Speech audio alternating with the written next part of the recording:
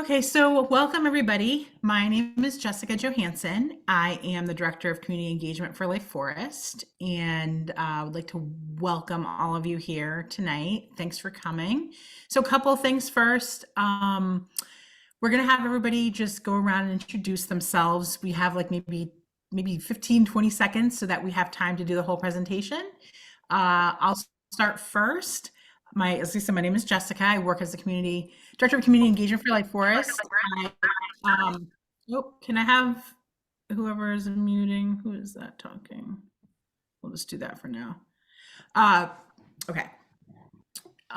In my job at Life Forest, I help with all the social media and I attend community events and I help organize them. So I enjoy doing that. In my other job, I'm an end of life doula and an ordained interfaith minister and after death care educator. And I serve on the board of the National End of Life Doula Alliance. So anyway, who wants to go next? Danielle, do you want to go next? Then move to Mel. Sure, I'm happy to. Hi, my name is Danielle Stevens. I am a family support specialist for the Life Forest. I've been working with the Life Forest for about 2 years now. I am the main point of contact. So if any family is interested in our services and they call or they online inquire about Life Forest, they are dealing with me, and it is an absolute pleasure and honor to be the first person that they get to speak to when they call Life Forest. It's a wonderful organization. So welcome to you all. And I'll be in the chat if anyone has questions. I'll go next. Thank you, Danielle. I'm so very supported by these amazing team members. My name is Mel Bennett. I am the creator, co-founder of Life Forest, and this entire organization runs on our team members and the amazing amount of dedication and care that they provide to our families. You'll learn a little bit about that, and I appreciate that you're here. Thanks.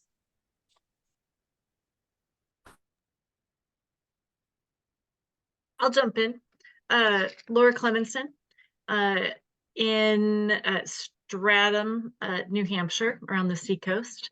I'm an end-of-life doula and also the founder. I did training through ANELDA, and I'm founder of the Pre-Dead Social Club, which is, we just celebrated our year anniversary, and it's all about getting multi-generational generations together to talk about death long before an end-of-life doula or anybody in the medical community is needed. Yeah, that's it. And I'm here because this is one of the things that I'm personally interested in, and I know that our community is also interested in, even though you're a little up north. So anyhow, glad to be here. Thank you. Eric, do you want to go next? I'll just call people. Okay. Hi, everybody. I'm Eric. I live in Maryland and I'm in the business. I am a live event producer. That's been my career for the last 25 or more years. And then I discovered death work, and I created a company called In Remember, and we're doing hybrid, modern, personalized memorials or last gatherings. And I want to do what you guys are doing. That's my next thing I'm going to do. I love what you're doing, and I'm going to do this. We don't have any conservational burial preserves in Maryland, sadly. Nobody quite gets it. So yeah, I know what I'm up against.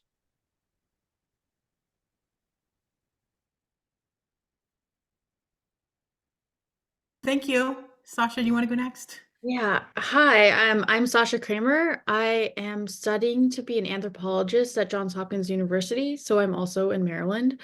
And I'm really interested in green burial and especially life forest. I'm hoping I will be studying life forest this summer, so I'm really excited to be here. Thanks. Welcome. Thank you. Elizabeth, do you want to come on camera and introduce yourself, or however you want to do it? Hi, I'm Elizabeth. My last name is Snar, and I live in Barrington, New Hampshire. And I'm just a community member that was curious about learning more. Welcome. Thank you for coming. Connor, you're up next. Hi, I'm Connor. I work for Return Home in Auburn, Washington. We're a terramation facility, human composting. I'm one of their pre-need coordinators, and yeah, I've had a couple of conversations with Mel, and just love what you guys are doing. And I think there needs to be more of this, so trying to learn more. And yeah. Welcome. Thank you. Okay, Gail, would you like to introduce yourself? Hi, I'm Gail, and I live in Nashua, New Hampshire, and I'm trying to find out as much as I can about Life Forest. My husband just passed away a little over a month ago, and I would like to have his ashes buried at ours. I think we have one down in not Henniker, but somewhere down in New Hampshire, because I was looking at this. I want to learn more about it, so that's why I'm here. Thank you, Gail. I'm sorry to happened. Thank you for joining us. Thanks.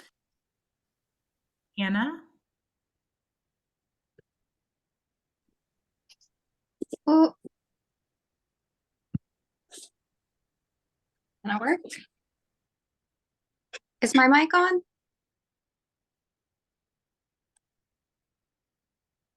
Can you hear me? I can. Yes. It's on. Okay. Sorry, I'm sitting here multitasking. I travel tomorrow, so I'm eating dinner too. So my name's Hannah Carpenter. That's my dog.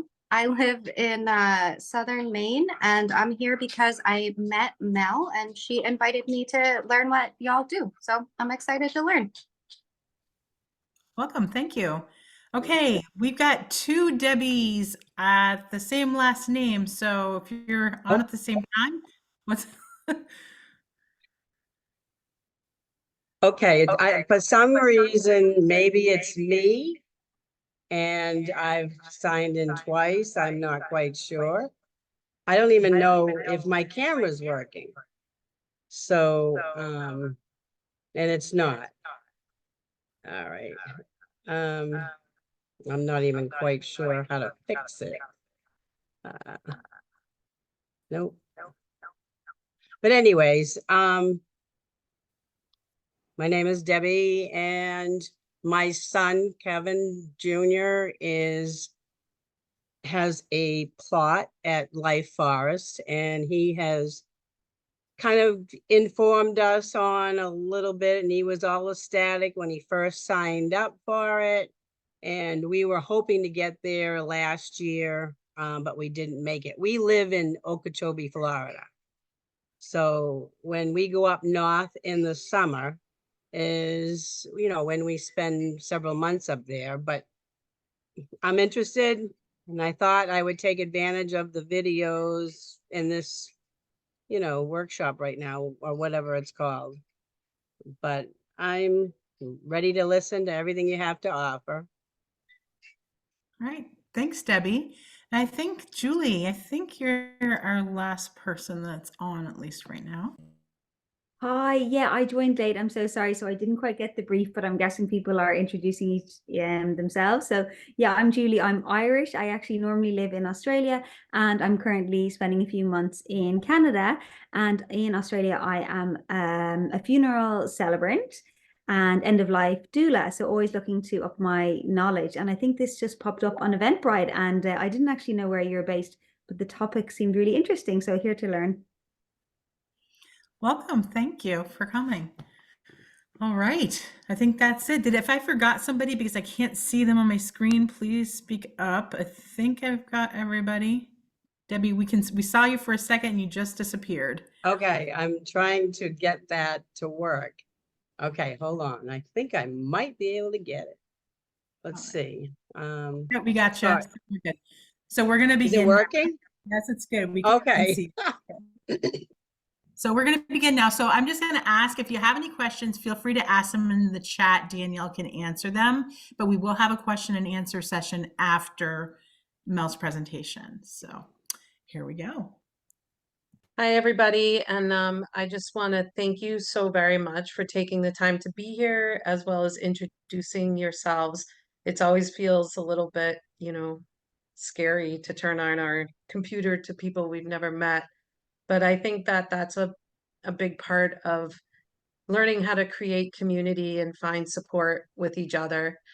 So first I want to just make sure that everybody can hear me okay, see me okay. That is all. Are we technically, oh, hi, Leona. Are we technically correct? Everybody can see everything? Yep. Yeah. Okay. So again, thank you all. It's wonderful to have such a nice mix of death care professionals as well as people from our community who are just kind of learning about death care options. We do have Danielle who's going to be answering your questions via chat, as you know. And if there's anything for whatever reason that she can't answer, then I'm going to be happy to try to address that at the end.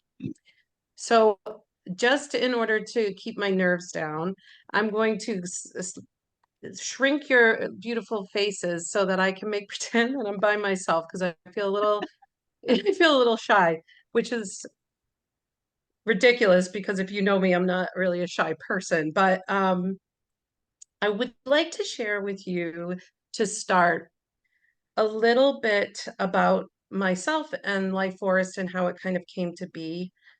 So I was born and raised in Lawrence, Massachusetts. If you're not from the area, I want to share with you that Lawrence, at the time that I was growing up, was a very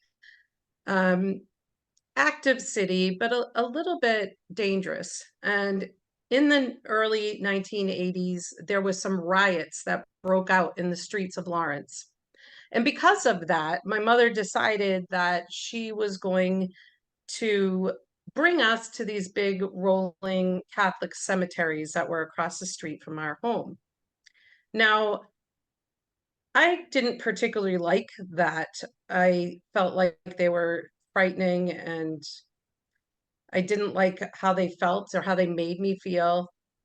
And I remember saying to my mom, I don't like being here. And she told me at the time, sweetheart, death is natural, and someday I'm going to die and become a tree, which I thought, well, that's ridiculous. We are in an age in the 1980s where everybody had these big caskets and no, cremation wasn't a thing. But, she was using it as a euphemism for life. And we moved to southern New Hampshire in my early childhood, which gave me the opportunity to grow up playing in the woods and embrace going swimming at the town pond. And my mother was very, very active in our lives. She was a stay-at-home mom, and she engaged us in all sorts of amazing educational experiences. And we just had a beautiful childhood, my little brother and I. But as life continued, I had started a family of my own, I had 2 adopted children. And at about the age of 48, my mother started acting a little bit funny. And my brother and I were like, something's not right with mom. Well, she ended up being diagnosed with an early onset dementia. And my heart breaks for anybody that's been through that experience. But what happened as a result of that is that I became part of the sandwich generation, which I'm sure many of you have, where you're kind of caring for somebody, but also raising small children. And in that experience, I experienced a lot of trauma and loss. And I learned a little bit about how we can find these moments of comfort through these small actions. And I often think about how my mom's feet were always really cold. And so I would do things like buy really thick wool socks, and I would put them on her feet, and I'd think, okay, I'm going to put these socks on my mother's feet, and all of this is going to go away. Life will go back to normal, and she's going to be better. It's going to provide this amazing comfort and healing. And for maybe like 3 minutes, you got that reprieve where you thought, oh, she looks so comfortable. And I feel so good that I was able to do that for her. But that's what you get. You get these moments as the rest of it kind of falls from your grasp. And with that loss of control that illness brings, I learned that there was a release with her death, that no longer did her disease have her, but she could now be free from it. And it was about a 10-year process of her death. And the last 5 years of it, she spent, kind of staring at the ceiling. And for somebody who was as dynamic and young and healthy and thoughtful and caring as my mother, to have her go through that was just a very traumatic thing for me. And I would like to share with you about Elise, because Life Forest would not exist if it wasn't for her. So in legacy, I would like to share a small video that my daughter made for her and that we played at her services. Jessica, can you do that for me?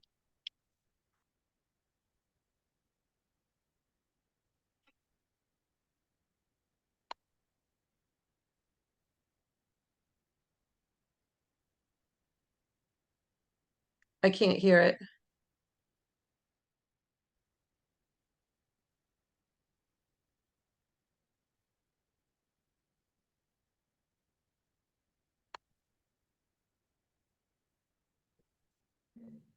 Try this again. I'm so Yeah. sorry for the little tech That's thing. okay.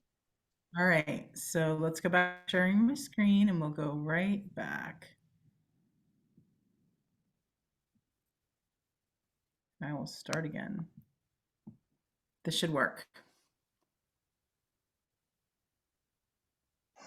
Kind, helpful, lots of fun, an infectious laugh.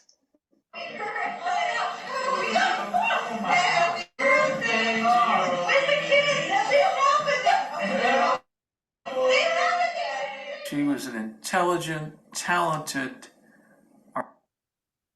articulate person, compassionate, all of her life compassionate for people who were being picked on, who were considered lesser than.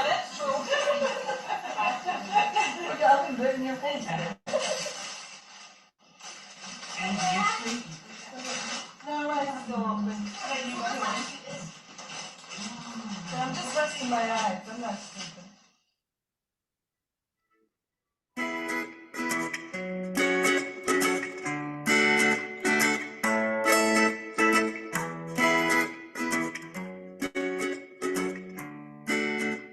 Didn't always get what we wanted because she didn't want to spoil us.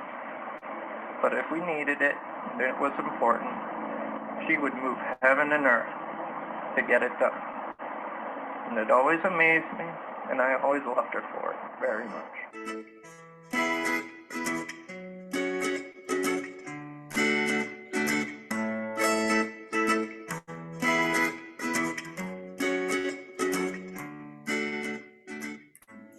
You still look pretty, okay? Oh, I love you so much.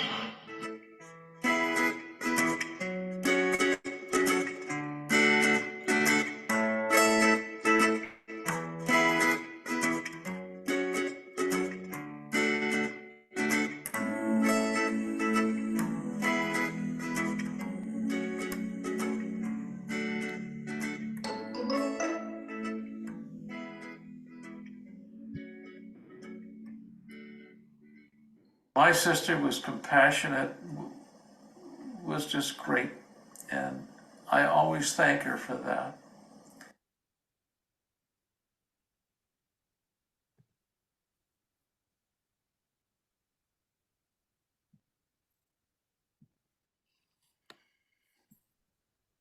So as you can see, she was a very loved woman and she was an amazing person. And one day I got a call after her passing, not long after, and it was my aunt. And she said, "Oh, would you be willing to meet me today in Methuen in the Starbucks parking lot?" And I said, "Oh, yeah, sure." And so I got there, and she had a bag. And she hands me this plastic bag, and inside the bag there was a white cardboard box, and on it it said, "The remains of Elise Dubuque." And I thought, well, this can't be it. Like this is it.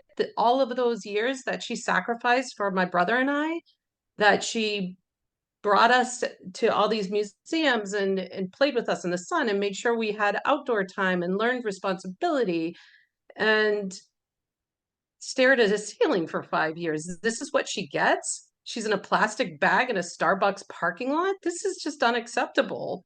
And I was angry and hurt. And I think that our families understand this feeling.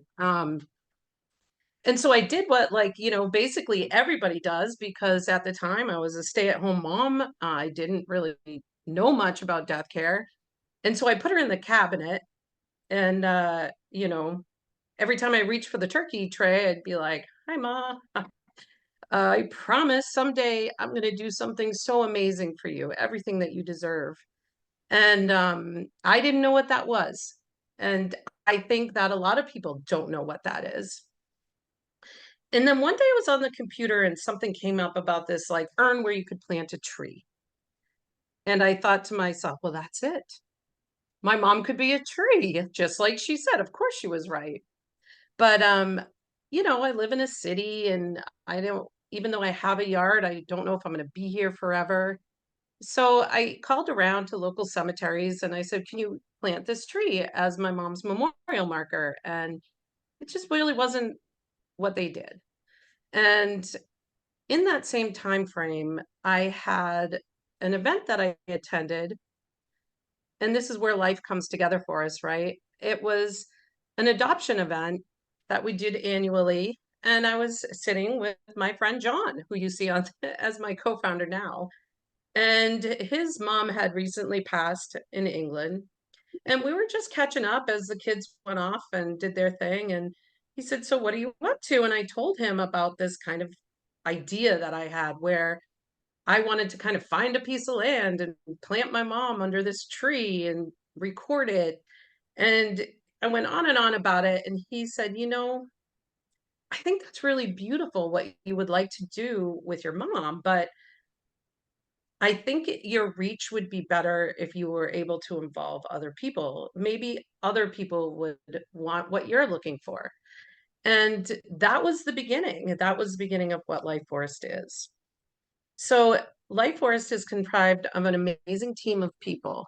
And every person that you see on this screen is an integral part of our family's experience. And they bring knowledge, care, compassion to what we do, and we wouldn't be Life Forest without them. So every face you see, know that you would be supported by them, you would meet them. We're all part of this, and we're proud to be.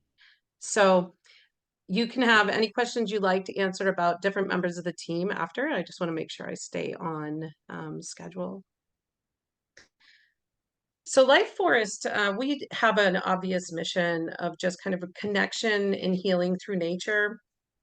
And the beauty of that is that the nature does a lot of the work for us. The birds that come visit, the cardinals, the dragonflies, there are all these kind of means of the ability for our loved ones to connect with us.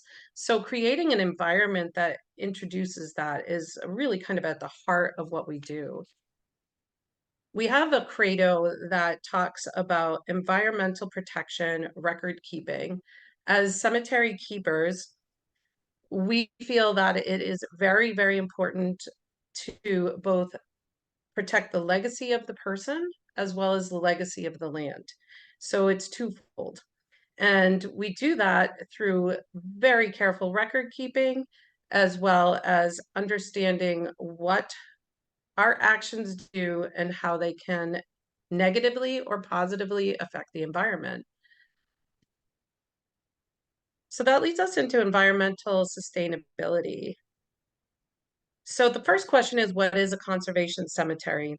For us, a conservation cemetery is land meant for burial, which is in conservation easement or right of way.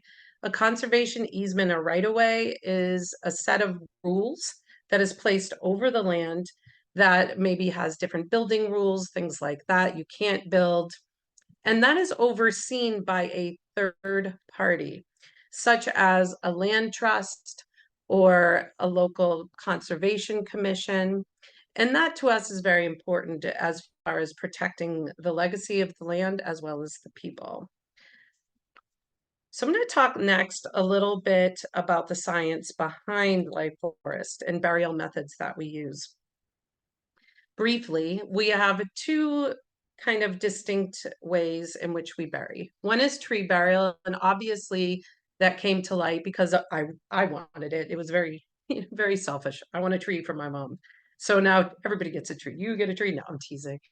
But tree burial is important and it's beautiful and it's well planned.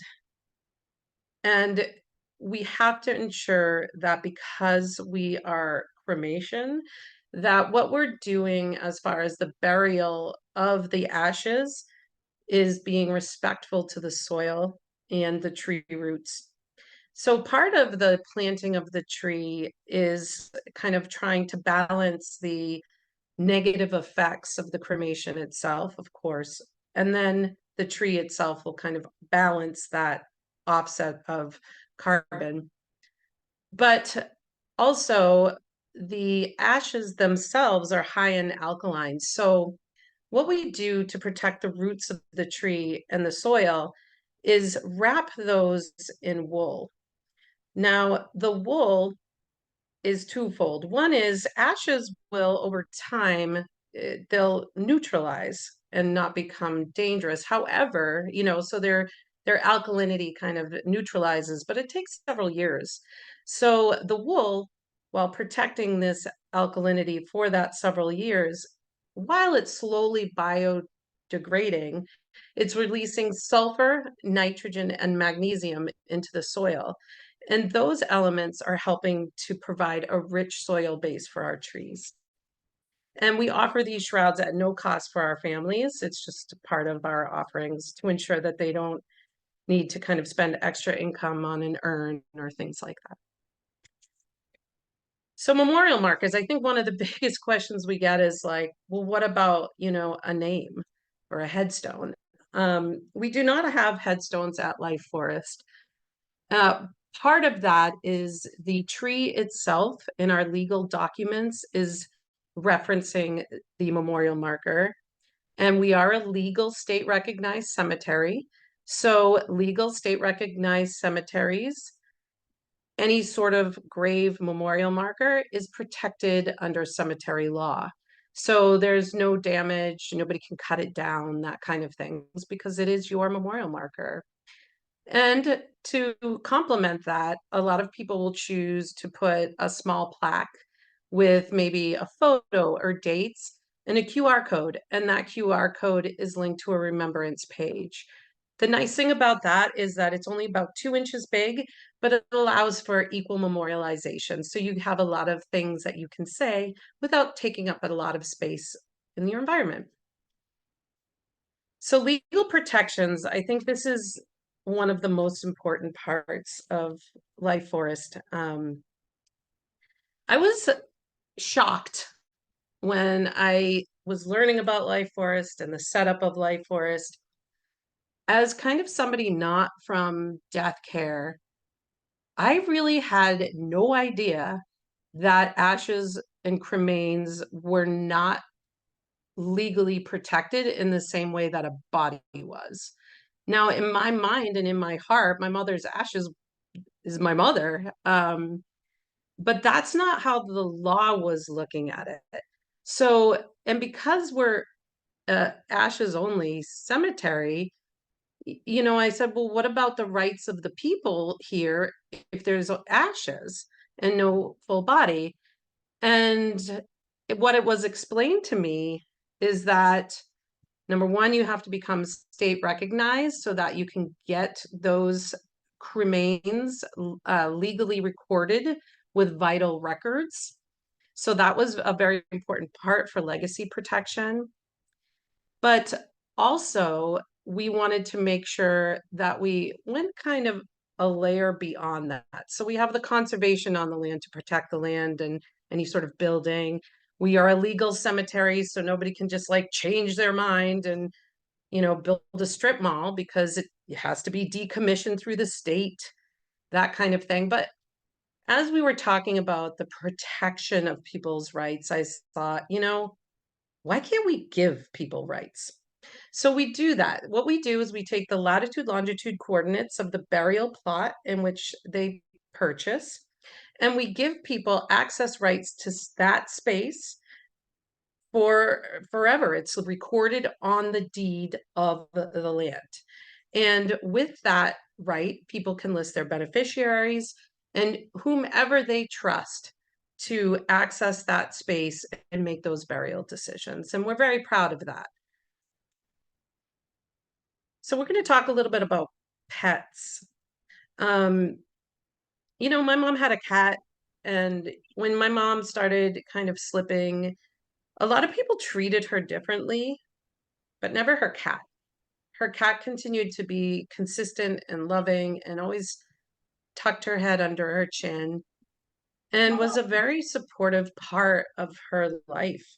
And when she passed away, I knew that she would want Tommy, her cat, with her. And I thought to myself, wait a minute, like, is it against the law? Why don't people bury people with their pets? Like, I don't understand. And it wasn't. It was just kind of an antiquated thing, I guess. And so we made the decision that pets would always be treated as equals to their families.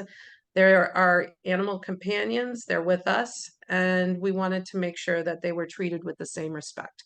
So no more sneaking them in the burial holes, no more burying way off to the left. They're part of the family, they're with us, and they get actually recorded on the deed of the land as well. So let's talk a little bit. We have, at this point right now, we have 2 locations. We have Life Forest in Hillsborough, New Hampshire. In that location, we have tree burials and some woodland burials. And I think I forgot to speak about woodland burials, so I apologize about that. But what we had found when we first started and were offering tree burials is that there were quite a few people that also simply liked walking through the woods and wanted a spot there. No tree specially planted, just kind of along a woodland path. And so we started offering that for people. The simplicity, the eco-friendly, you know, it's a beautiful approach. And our location in Auburn, Maine is strictly woodland burials. Fuck yeah! Yeah! I don't know who said that, but I'm happy to. Oh, sorry. No, I'm really excited that somebody's excited because it's so beautiful there. Life Forest Whistle Ridge in Auburn is a incredibly beautiful location. We just got our letter legalizing us from the state as a legal Maine cemetery, which was very difficult and wonderful at the same time. We learned a ton from the state of Maine. Excellent, excellent state to work with. So we have other locations that we are actively working with and on. Life Forest has obviously some intellectual property, and we work to help those who would like to set up Life Forest locations, and we do so through a Life Forest host program. And so that's kind of a way that we can grow our reach and be able to support others in doing what we do. So there's, you know, kind of an exciting thing that we have happening, and we have several other sites in the works, and we're excited to talk about that when the time comes. We also have what we have coined our steward program. we had found that there was a certain kind of demographic of people who were maybe bedridden or couldn't make it to the cemetery, or perhaps they just lived far away. We actually have quite a few out-of-state people. And with our steward program, we developed a way to kind of interact with people that is still on a personal level and work through the postal system in order to receive cremains. But we are working now with a postmaster that will actually schedule a time so that we can record the pickup, perhaps if they'd like. Sometimes we'll bring flowers. And every single step of the way, the family is being brought into where is their person, where are they in the process. There's a lot of communication, and that's very much thanks to Danielle. She's excellent at that. So our steward program was actually fairly well embraced, and we were able to help a lot of people that maybe couldn't make it to New Hampshire. So as many of you may or may not know, we are a nonprofit, and we do have some very important charitable missions. We have a guardianship program in which we either gift or on a sliding fee scale. Anybody who passes away in the care of a public guardian will be able to have a life force burial if their guardian chooses that. And it has been a really rewarding and, you know, a little bit emotional of a program, because many people didn't even know that their loved one had passed away, and they're able to find them because of our coordinates and, you know, the deed recording that we do. They'll type in their name and they'll see this life force. What's this? And then they realize, oh, you know, somebody that I loved passed away and they're at this life forest place, and we'll receive a phone call and they're able to come and visit. And oftentimes they'll secure plots next to their loved ones. So that has given us a lot of pride, so that people who are not picked up by their families, or their families aren't made aware necessarily of their passing, they're able to be found, and they're not just kind of in a mass grave somewhere, or, you know, scattered somewhere pretty. Children's burials, of course, we don't charge to bury a child up to the age of 20. It's a single ash burial plot, but it has nothing to do with cost or anything. It's just nobody should have to bury a child. So if anybody's in need of that, please contact us. And then, you know, unclaimed pet remains. We had a beautiful service run by Jessica last year where several different animal rescue locations had animals that passed while never being adopted. So we found a home for them at Life Forest. So they're with us, and the people who cared for them in the shelter were very appreciative of that. Okay, community events. I'm going to be aware of time here. Part of learning about how to kind of create a cemetery is learning about history. And I noticed that cemeteries were primarily in churchyards, and they were called graveyards. They were the graves in the yard of the church.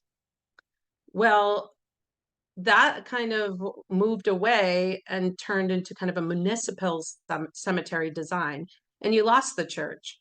And with the loss of that was the community. So instead of kind of attending a mass or somebody bring a casserole, you just have this kind of empty space, and it lacked the people. And so we have a lot of community events, and I absolutely love them. They're, believe it or not, really fun events at the cemetery. But we have a midnight market in which we had about 40 vendors come and share their art and their wares. We had that beautiful fire pit. All those marshmallows and sticks were kind of given for donation, and all that went to NAMI, New Hampshire, to help with people with addiction disease or death by suicide. And we all just kind of got together, shared stories about our loved ones. All of our trees were illuminated with these beautiful solar lights. It was a really lovely experience. We have a summer concert series where we have a ukulele or somebody come and play the harp, and family members and just people from the community will bring a blanket and some drinks and cheese, and we all just kind of hang out and play music. It's a very relaxed snowshoe candlelight vigil at the end of the year, kind of saying goodbye to maybe some of the loss and starting afresh. Children's book readings, so kids don't have to be afraid at the cemetery, and of course, volunteer days. And we would love to see you at one of those. All right, so I think I spoke earlier about these kind of small actions that can create a feeling of peace. And so we try to integrate that at Life Forest. I know we don't have any wool socks there. Maybe that will change. I don't know. I wear wool socks there sometimes. But we do have a little free library, and there is children's books in the little free library, and whatever people want to donate, lots of great little stories. There's a bench close by so you can read to the kids and bring a book, share a book. And also we have a wind phone. If you don't know what that is, I encourage you to look it up. It's a really lovely sentiment where people can kind of call their loved ones and say what they need to say. And a lot of the people that do that are children, because unfortunately we have a society where people are dying really young. All right, we're going to move on. This slide says testimonials. I'm certainly not going to sit here and read testimonials, but I'm going to use this opportunity to talk to you briefly about what we call gift economy.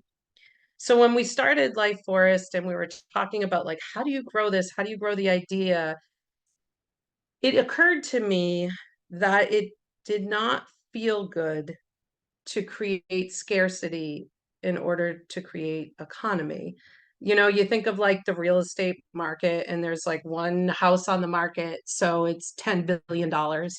And it just didn't sit right. And I learned about gift economy and creating abundance. And when you create abundance, there's a give back, right? There's enough to share, so that person shares. And it kind of creates a way of growth. So I'm going to give you one brief story about gift economy really early on. So we had placed the sign up at Life Forest in Hillsborough, and that was it, right? It was still like very rough. We were still working to clean up the pile of tires that were there. I mean, it was a labor of love. And I got a message late, a few nights after that we had placed the sign. And it was a young boy who was on his bike. He said, I was riding my bike and I saw your sign. Are you a cemetery? And I said, what? Yes. And he said, well, my sister got hit by a car on Valentine's Day and I want to have her have a burial spot. How can I buy a burial spot? And I said to him, why don't you have your mom contact us? Because I knew I was never going to charge for a child. And she did. And Ariana is buried at Life Forest, and we're very proud that she's there. She was she's just an amazing human as we get to know our people that we're protecting the legacy of. But the irony in this is that, you know, I just thought, oh, this feels good to give this plot to this family. But a few days later, they pulled in and I thought they were there to visit Ariana. But instead, just Eric got out of the car, the teenage kid. And he says, oh, Mel, I'm here to help. I want to help you I want to mow the trail. And I said, okay. And so we have this like small little lawnmower, and that kid mowed a 13-acre trail back and forth back. And he finishes up and he's like, oh, thanks. And I rustled through my bag and all I have is like $5. And I was like, oh, this poor kid. I said, well, Eric, all I have is $5, but I really appreciate it. Here, I'm going to give you my $5. And he was like, you're not going to pay me. You buried my sister for free. And I was like, yeah, but that's, you just worked in the heat. You're like 14. I'm sure you want to go get a soda or something. And he's like, no, I just want to be here with her. And he did that for the entire summer. And that's when I knew that gift economy was a real thing. And we have continued with it, and the amount of situations that has grown and risen out of that approach, it feels really, really good. So if you're in death care, I encourage you to give it a go. So that is it for now. I don't think we have more. Okay, goodness.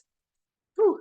Thank you, Jessica, for doing all of that technical moving of things. And I guess now we can open up to questions. And I'm going to let Danielle and Jessica answer any that aren't directly related to me, just so that you guys can get a break from my voice.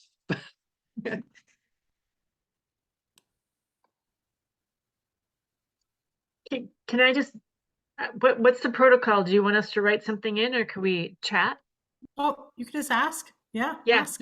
I just want to, like, freaking bravo, Mel. Your mom is just, I'm like getting all teary-eyed here. I didn't expect to have this. And it's just like,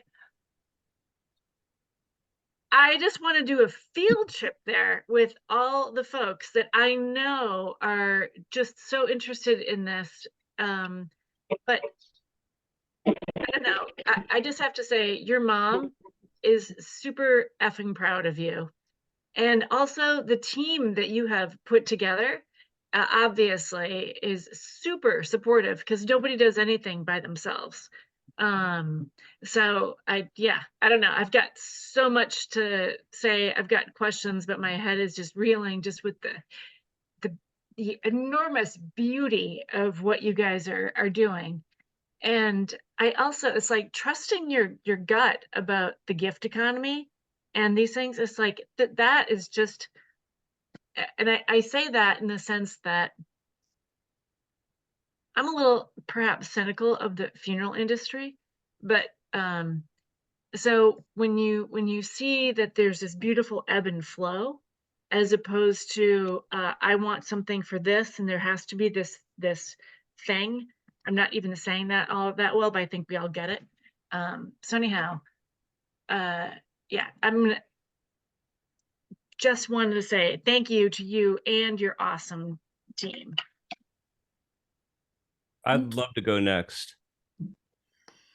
Laura, thank you. That was beautiful. I mean, you just articulated everything I felt about this, what Mel has done. I mean, I am in the business because I do memorials, and now I've gotten even deeper into the business, and I'm looking at all of the green cemeteries, and what this team is doing is unlike anything else that's being done in North America. I mean, the level that you guys are going to, the level of care and thought and beautiful new ideas that are so desperately needed in this funeral world, which is either it's binary, you either have this or you have that, and there is this space in between that is so creative, and it has the opportunity to be so creative. And I love this creative level that you guys are going at, and so bravo too. Yeah, absolutely bravo. You guys are just total rock stars, what you're doing.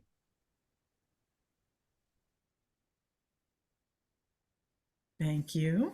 Thank you. Thank you. Mel's worked very hard. Is it appropriate to ask, what is the process of getting a spot there? And can you give us like a range of what the financial piece is, or how? Yeah, because I'm curious. Sure, I can help answer that for you, Laura. The process really starts with a phone call or with an email. You know, it's just that inquiry. And I'll say we have so many people that are inquiring as pre-needs, which is so wonderful to be able to go through the process with someone that isn't suffering, that grief phase at all. You can just talk about the process and what we offer and their protections, and it actually hits them. You know, when people are developing through grief, it's such a different thing, and they're not really understanding what we can do for them, how we can help them, this legacy protection and, the ecological benefits and all those kind of things don't necessarily hit home. So it's been really a blessing that we have so many pre-planners now that really just want to take in what Life Forest can offer. And honestly, it just starts with that phone call and that email. Generally, we will send as much information as we can electronically to people. We don't want to put people out in any way or to have it feel labored, anything of that nature. We want it to be as easy for them as possible. So once people speak with me, if they have an interest that's developing, we really want to start them with a tour of the property.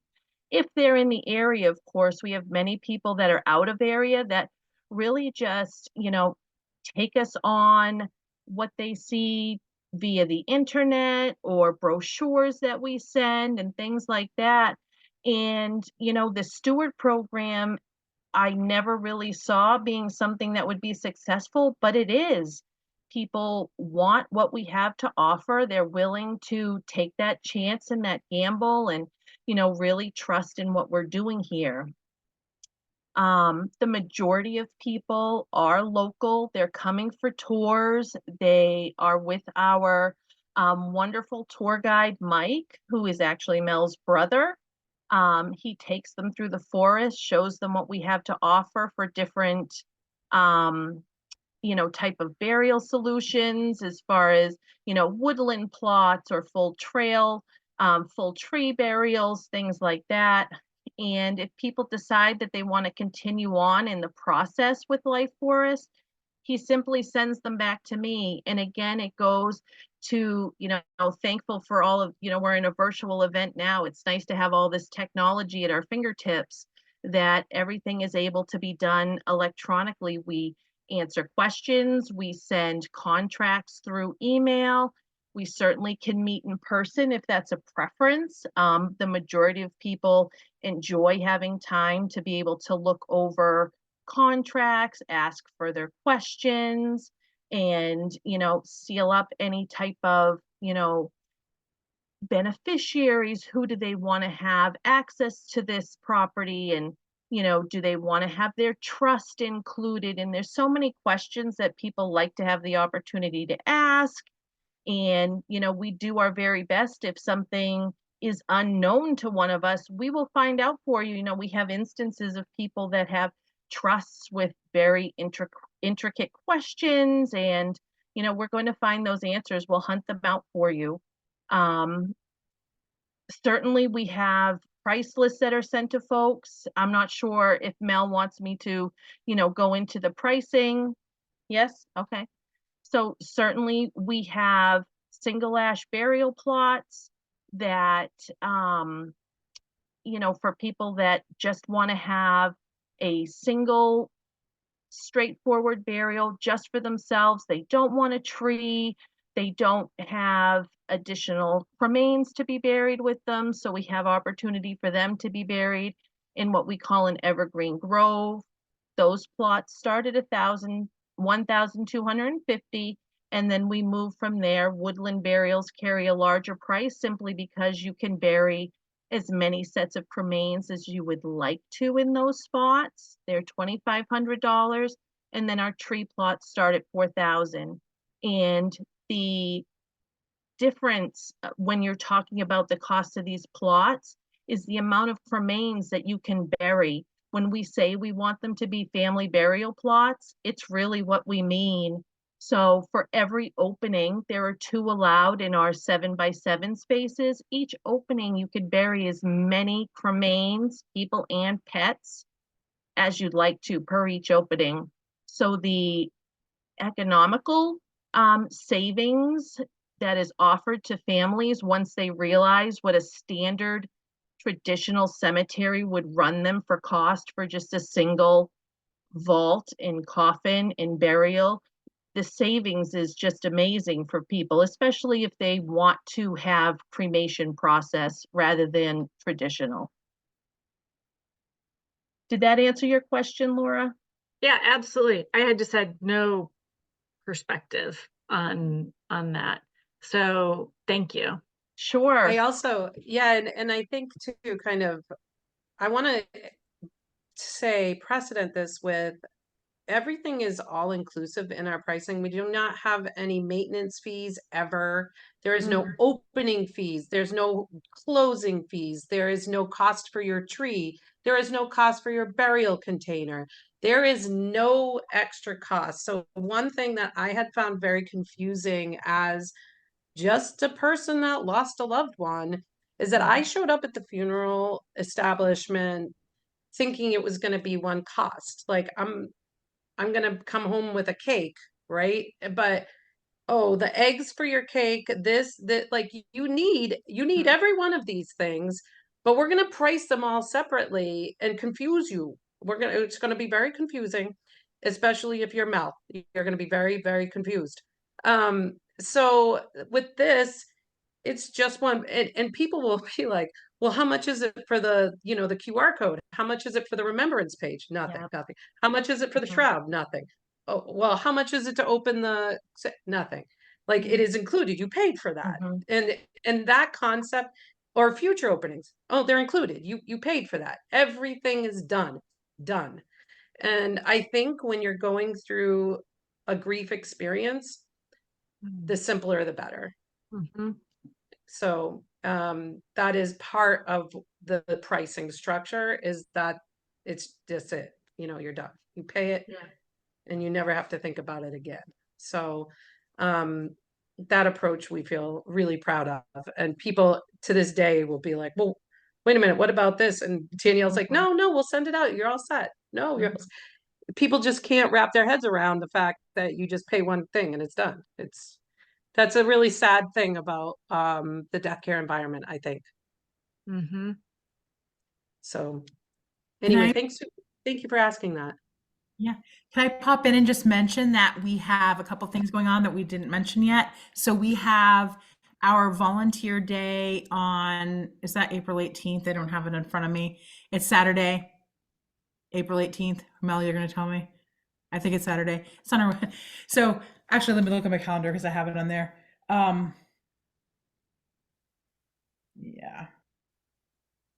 The 13th. 13th. Yep. Okay, Saturday, April 13th, we have a volunteer event at Life Force in Hillsborough, and we are putting up a brand new pergola, which is where all of the burial celebrations services will be taking place. Because prior to this year, we were putting up tents and bringing out chairs at each burial site. So now we'll be able to have one central location, which will be a lot nicer and easier for everybody. It's just a nice central location. And I'm sure it's going to be beautiful. So if you're interested in that, you want to volunteer, we have that event on our Facebook page. So you can sign up there. And then the event in May, that is on the 18th. That's May 18th. That is the grand opening of Life Forest Whistle Ridge in Auburn. So that's also very exciting. We have that event on our Facebook page as well. So, is there anything else we're forgetting about events that I think that's it. No, but I know that there are a lot of death care professionals on this call. So I see that Eric has shared his email and contact. So if you're a death care professional and you wish to kind of connect with others on this, please feel free to share here in the chat so that members can screenshot it. And that includes, people that are in the community. If you want to ask any of these death care professionals questions, I feel very certain that they would be happy to talk to you. So learn from each other, kind of communicate with each other, grow that kind of community. That would be wonderful. So if you get nothing out of it, then maybe a friend in the industry that you can kind of rely on. That's amazing. Also, we do not, in the spirit of gift economy, if you are in the death care world and you need or would like a shroud kit sent to you, We send pre-made and put together shroud kits. We use rice because it is weighted the same as cremains. And so if you have families that want to kind of learn about a different way of burial, maybe they want to plant something in their yard and you would like an example of this, just email us, email me, mel@thelifeforest.com. And I'd be happy to send one of those out to you, as well as just a sample as a kit, so you can gift that to somebody. Leona, yours is on its way. So yeah, please take advantage of that. We're very proud of our shroud kit. So yeah. Oh, here's my information. I am not as much. I guess I'm a death care professional now, but yes, you are. I feel like I'm faking it, but I do care very much about people. But please reach out to the others in this chat. They have a lot to offer. My personal email is there. Anytime that you want to like talk about 80s rock music, I'm here for you. Okay. All right. Okay. Yeah. Did anyone else have any questions before we go? So we're wrapping it up. I'm sorry, I have one more. Can people visit at any time and walk through? Awesome. Absolutely. Oh, Okay. we live for visitors. I love that question so much. It That should strikes be a me. tagline. We live for visitors. I'm sorry. Yes. It's not to forget that we are, abutting conservation land. We're a conservation cemetery, so we're always open for people to be, hiking and snowshoeing and picnicking and all those things. But it's funny, on our website it'll say we're open 9 to 5 and people will call to ask if they can visit, and it strikes me so funny that yes, of course, please visit the forest anytime you'd like. It's always open. Awesome. I'd like to just say, like, as how I found Life Forest, because it was completely by this random accident, and now I work with Life Forest. So I am, as I mentioned earlier, I'm an end of life doula, and I was just curious, like, what was around my area, and it was part of my research when I was going through my UVM training to kind of figure out what was around. And I live in Jaffrey, New Hampshire, so that's Monadnock region, and Hillsborough is about 40 minutes from me. I said, what is this place in Hillsborough that I never heard of that has been there? So I reached out. Danielle answered my email right away, and I asked about it. And next thing you know, I'm on the phone with Mel to learn more. I had a tour by one of their volunteers at the time, and I was hooked. I think it's kind of like Hotel California in a way, or something like that. You like once you go there, you're hooked with it. You're never gonna leave. It's just so beautiful. So, and I love participating in any way that I can. You will leave alive. I don't know. I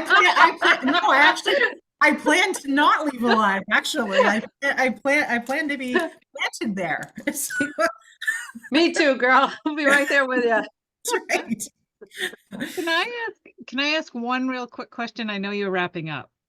Do you, and I believe Mel, I think you told me this before, but do you inter or incorporate NOR soil as well, or just cremains? No, I'm glad you asked that. And if you have specific questions about NOR or human composting, Connor information is right there in the chat. He's amazing, and he works for one of the very, very few facilities in the world that offer this. So please reach out to him directly with questions too. But we offer burial for human compost, terramation, or NOR in our New Hampshire location. Right now, we do not have legal okay from Maine yet, and not because they're against it. It's just because they're working on a rule set actively around it. Which is almost, it's like this close to passing. It has passed. Yeah. So yes, we do, but right now in our New Hampshire location. Thank you. You're welcome. And they do receive the same exact protections and legacy as, of course, cremation burial. I've got a question. Are you ever going to do full body? Probably not at Life Forest, New Hampshire or Maine. However, there are sites that we are working with that are interested in doing full body natural. So we will work with those cemetery stewards if that is something they choose to offer in their cemetery to help them set it up. Then, so we're working right now to, yes, to create a Life Forest host site. So we help people set up cemeteries and they can use all of our intellectual property and our amazing staff as part of it, that kind of thing. And we do have sites that, yes, are interested in offering it, but it most likely will not be part of the design at Life Forest, New Hampshire, nor Maine, and primarily because we didn't start with it. You know, you don't really kind of switch the game on families like that, you know? So, but yeah. I will reach out to you on email. I've got 1,000 questions. I don't want to pull the Yeah, topic Eric, down. call me and we'll just talk. I mean, we're happy to talk to you. Well, I Yeah. have family in Connecticut twice. I almost had enough time to make a run from New Haven up to your world, but hopefully I'll do it someday. Well, we'll be happy to have you. I would love to see what you've done. Yeah, it'd be great. All right, so I think that's it. If there's no more questions, I will edit this Zoom recording and I will send it out even to the people who registered but didn't make it, but everybody will get a copy of this probably tomorrow. So once I've snipped out some of the beginning part. Jessica, give yourself a week. My goodness. Actually, tomorrow Nobody's going to watch it tomorrow. Give yourself a break. You've been working like 50 hours. It's going to be tomorrow morning, but then I have a presentation due at Dartmouth Health tomorrow. And time, Later. So people can wait. Don't worry about it. Thank you, Jessica. Bye, everybody. Awesome. Thank you so much. Thank you. Thank you so much.